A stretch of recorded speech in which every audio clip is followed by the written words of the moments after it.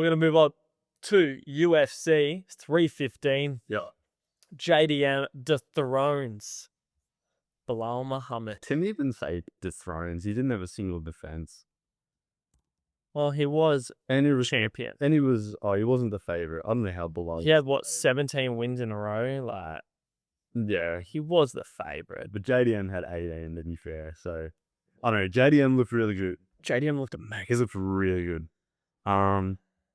And now, right, I don't even really want to talk much on this fight. JDM looked good. I thought Belal actually looked pretty good as well. Yeah.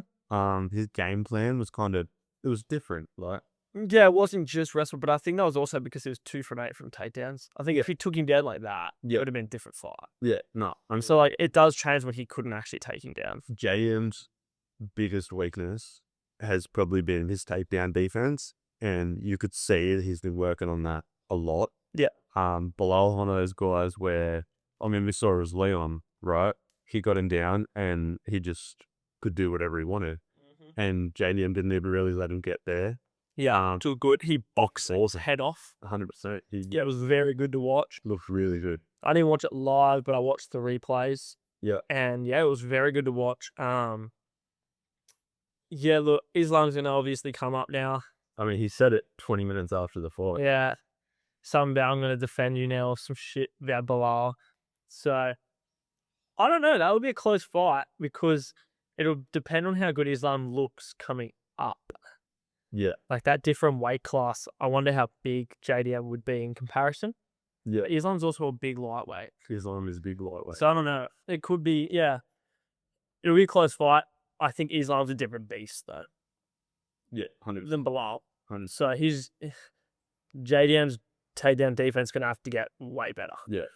Even more, to defend against Islam. But yeah, look. Flyweight death. Yeah. Valentina Shevchenko. I said she'd win. Yeah. She's just a monster. Yeah. I've heard a few things about them doing a super fight between her and Zhang Weili, which I actually think would be pretty good, right? But what's the difference in weight? One division. There's only one division? Yeah, okay. Yeah, strawweight, flyweight, okay. And that'd be some. Yeah, that would be good. Like, Weili is a beast. Do they not have... Here, I thought they had... I don't know why. I thought they had a heavier division than just strawweight. No. Yeah, I thought they had a heavier one. Yeah, right. Okay. But yeah, no, that would be a good fight. It would be good to watch because for the women as well. Yeah. It'd be good to see them get like a big super fight to them. And it would be. And it would be like a genuine super fight. Yeah. Like that would be good for them. But yeah, no, that'd be nice. And then Pena's bantamweight. Yeah, that'd be good. Pena's fighting Harrison on 316. Yeah. And I think Harrison is kind of more. You reckon? Kayla Harrison is a monster. Okay. She's fair. Have you seen her? No. No, let me show you a photo. Everyone can get your live reaction. Actually, don't worry. Bantamweight's the biggest they have. I did the whole way around. Strawweight's the lighter. Look at this shit, bro. Hold on. Yes. Look at her. Damn. Yeah. Bigger than me. Yeah, she is. And that's not even saying. She's 70 kilos. She is an absolute... I'm only 75. Bro, like, she'd eat me. Look at her. Yeah, Jesus. She is an absolute tank. Why does she look like Paddy the Batty? Why does she look like Paddy Pimblett just there? She is. Tell me she doesn't. No, she does, bro. But look at the size of her arms, man. Like, she looks like all those Roy chicks at the gym. She is. Where you're like, when you look at him, you're like, why are you actually like massive compared to me? Yeah, she is an absolute tank, and I think she's gonna maul Juliana Pena. Yeah, right. Okay. Yeah, fair. I can say that now. Yeah, okay. Because Pena's like a full-on. Like, she was good. I mean, she's still the champion, but like... Well, she only just got the gold. Yeah, I was about to say, she's only just won it back. Yeah, that'd be sad if she got mauled. She's gonna get... I'm telling you right now, she's gonna get annihilated. Yeah. 315, also, Jose Aldo and Imaz Eden. Yeah. Aldo retired. at the end of this one as well. I thought he looked good, but yeah, I don't know. He came back from retirement, and I think he went 1-2. Was his record? I think he got 1 win and 2 losses. He lost his first one back, I think. Yeah, I think. And then he won Got one. win, and then he He's done. lost this one. I think you're right. Yeah. I'm not going to be 100%, but I think you're right. Yeah, I think for him to retire, I think it's a smart decision. I'd retire again. Like I don't have a whole lot to say about this fight. To be honest, like Aldo had a few moments, but that's not it. Yeah, I didn't watch that one at all, really, if I'm honest. Yeah. But it's sad that he's retired. He was a very good fighter. But yeah, it's just a bit sad that he's done now. Yeah. Because he was coming back to try and get himself in title contention. I think losing that fight was him just going, all right, well, I'm not going to get there. Yeah. So let's stop now. Yeah. Yeah. So it's sad. Next up, we had Alexa Grasso and Natalia Silva. I don't remember who I picked. Natalia Silva, I think we both took Grasso because she was the champ. I remember I took Grasso because it said she fought. I think this was the one that I said I don't actually know. Yeah. Any of them. Like, I know Grasso, but I don't really know the other lady, so I was like, I can't say anything. I mean, it was a good fight. Silva looked good. She deserved it. Yeah. She's now number one ranked, actually, now I look at it. Yeah. She's gone up. Yeah. So that's good for her. So she'll probably, if there's no, what's it called? Super fight, she's probably next in line. Yeah. You would think so. Especially with Grasso losing that fight and now being the number 3, not the number 1. So yeah, that's good. And then I was right in the next fight. Benoit Saint Denis. Yeah. Got the win. I think I had Benoit as well. I don't remember, yeah. I think I had Benoit just because the other guy was stepping off and Really? knowing this. But Benoit looked good. Yep. He looked good. I agree. Yeah, good fights. I think it was a good weekend. It was a good card, considering the amount of people I saw saying this card was going to be like pretty shit. And well, even I thought it was like an average card because you're coming off such a good card. So if one's coming off a really good card, the next one always feels pretty shit. Yeah, because it was hard. You're coming off. It was good. Like I enjoyed it. It was good. It overexceeded my expectations. Yeah. Yeah, it was better than I thought it would be. Yeah, I think part of that was the Belal JDM fight on how good that actually was. 100%. Because a lot of us were expecting a lie down. Yeah. So to see it actually a proper fight was like, oh, this is gone.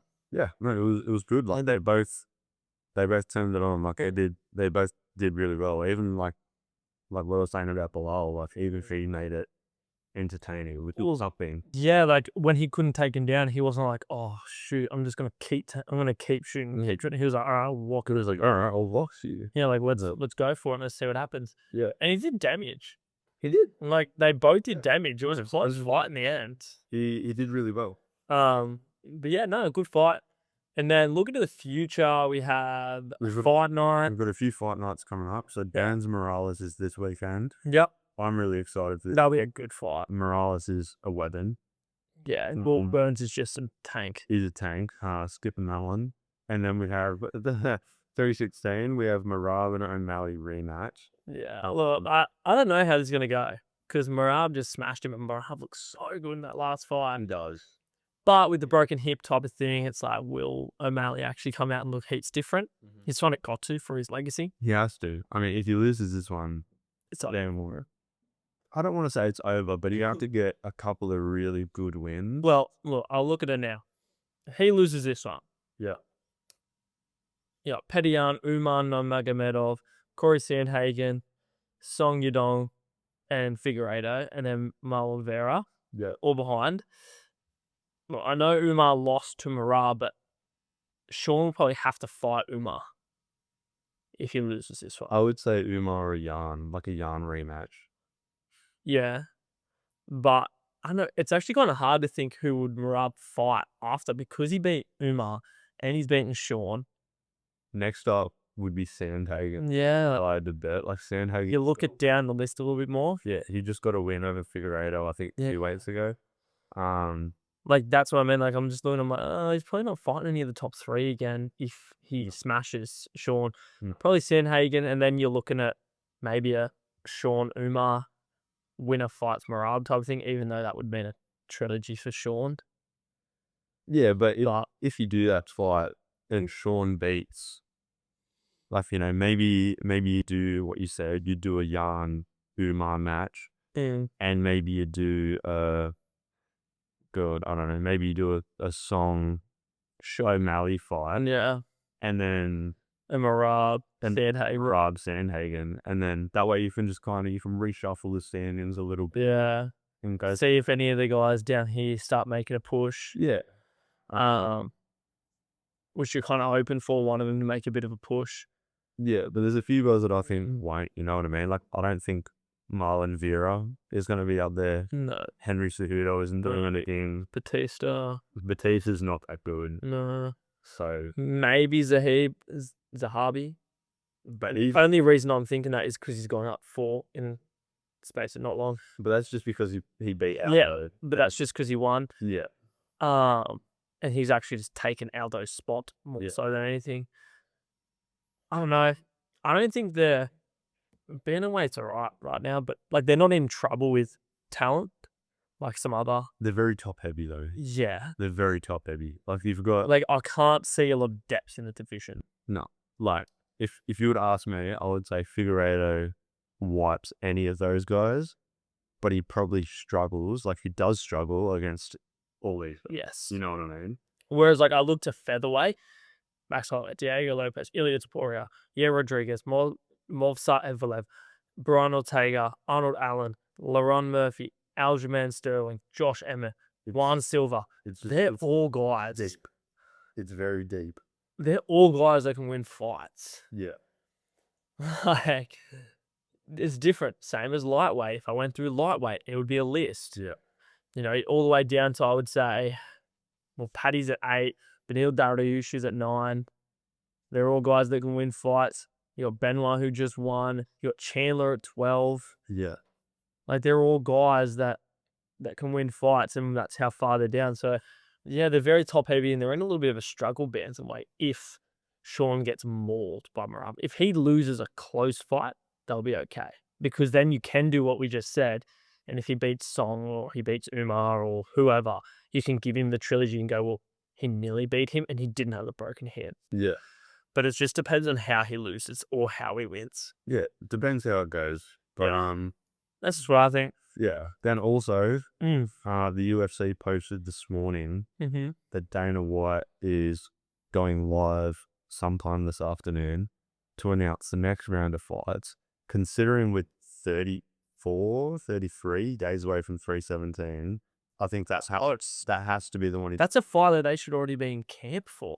Well, and that's where is it the Ilya one, but because they've already announced 318 is Holloway versus Poirier. Yeah. And they've announced the fight night after that, which is Rob Whittaker's return. So it should say Islam or an Ilya. It has to be 317, right? It's just over a month away. You have no fight announcements for it. They've been can't for what? 3 weeks now. 2-3 weeks. Yeah, that makes sense. Yeah. And then that would explain why there's no fights being announced, because you can have the top 2 fights were dependent. Yeah. Well, I found this is what I'm calling, right? Islam has already said he's moving up, right? So I'm calling Charles Ilya for the lightweight title. Yeah. And I think it's going to end up being Aspinall and Garn. Yeah. Because I don't think, like, I know John Jones hasn't entered the camp. Yeah. And Tom said a week ago that he's sick of waiting around and he just wants to get back to doing stuff. He's fought in his last fight was almost a year ago, which is insane. Tom Aspinall. Really? Yeah. It was almost a year ago, right? When he fought Blades. Yeah, no, okay. I am. So, I mean, I feel bad for Tom that he's kind of sitting around. Yeah, look, as I said last week, I'm annoyed. I'm a John Jones fan, but it's making me not as much of a fan of the guy. Yeah. Because I'm like, mate, retire or fight. Like you said not that long ago, I'm okay if Stipe was my last ever fight. Why didn't you retire in the ring then? Yeah. In the octagon? Why didn't you just call it then and everyone would have been like, look, we wanted you to fight Tom, but we kind of get it. You are old. No one would have really given you that much flack if you just said, look, this was the legacy fight. I said it backward. Tom wasn't even that big that I wanted to fight Stipe and call it. But He's just making it drag and drag and drag, and it's annoying the shit out of me. Yeah. No, listen, I think we all know that there's some favoritism towards John Jones. Yeah, here's I get the favoritism to a point. Me too. Like, here's how I look at it, right? You strip Taporia of the belt because you said you don't want any more double champs. And yeah, they're going to let Islam. And they're going to let Islam, and they're just letting Jones sit around with the belt and not do anything about it. Yeah, I agree. Like, make it even. You're saying that Ilya, who's probably one of the best up-and-coming fighters, 100%, right? Shit. He's a name. You're making him strip his title, but you're not doing it to Islam. You're not stripping Jones, even though he's not looking at booking a fight at all. You've got the interim heavyweight champ. He's just sitting around doing nothing. Ages. So I think, like, strip Jones, let Aspinall Garn be for the top. So when Jones is waiting for Aspinall to lose, there's like, mate, how long are you going to wait? But he is beating the shit out of everybody. Yeah. Like, I think it's stupid. It's annoying me. Yeah. I'm keen to see what this announcement is, because I feel like it's either gonna maybe not meet everyone's expectations, but it's gonna be solid, or I think it's gonna be really underwhelming. Right? I think everyone's gonna be like, all right, that's okay, or everyone's gonna be like, this is shit. We all thought it was gonna be this Charles Taporia and Aspinall Garn or Aspinall Jones, and instead we're getting Pantoja Piper France. You know what I mean? Yeah. I don't know. I think with all of them in camp, though, it will be an Oliveira Taporia. I think it has to be, right? Like, they're both in camp. I haven't heard anything about Aspinall being in camp, but it's not. And that's for the interim, isn't it? Lightweight. Well, it would have to be if they're not going to strip Islam. That's what I mean. Like, it would be for the interim. Hey, I just don't get. I just don't need to spare, bro. Like, Dana White literally said weeks ago that he doesn't want any more double champs, and he's about to let Islam go and be a double champ. Yeah, but they had to strip Taporia. Yeah, like, I think it's a bit unfair. But you know what, Dana, do what you want, bro. Yeah, you do book good fights. I'll give you credit. Yeah, he does. Yeah, he does. But that'll wrap up the episode. Yeah, it's pretty much everything from us. Bit of a quicker episode than normal. Yeah, that wraps up episode 11 of the Off the Bench podcast. Let us know if you want to see anything else, anything different. We are doing a draft lottery next week. Yep, and that will probably take up most of the episode, because I want to go pretty in depth. I've had people say that we should go pretty in depth with that they actually want to hear, not just who we think is going to get picked where, but why, and how we think the fitments are, and all that kind of stuff. I reckon it might be next week is a massive NBA episode. Yeah. Maybe in 10 minutes of over-under, but probably not much UFC. Yeah. I mean, there's not a whole lot going on in the UFC next week. We just kind of talked about UFC 316. So maybe if there's some big announcement, the Savo, maybe we can touch on that next week. But yes, most of our episode next week will be NBA based, because we will still have to touch in on playoffs, because it will be the start of the third. It'll be the conference finals by then, so we'll have to touch on it. But we'll be doing a big segment on the lottery, doing our mock draft. So tune in for that. We're going to figure out how we're going to do it. But yeah, make sure you subscribe and you follow the Instagram. More shorts are coming, more videos are coming. Yeah. But yeah, tell us what you want to see. But that's going to wrap up episode 11 of the Off the Bench podcast. So we'll see you later. Sweet.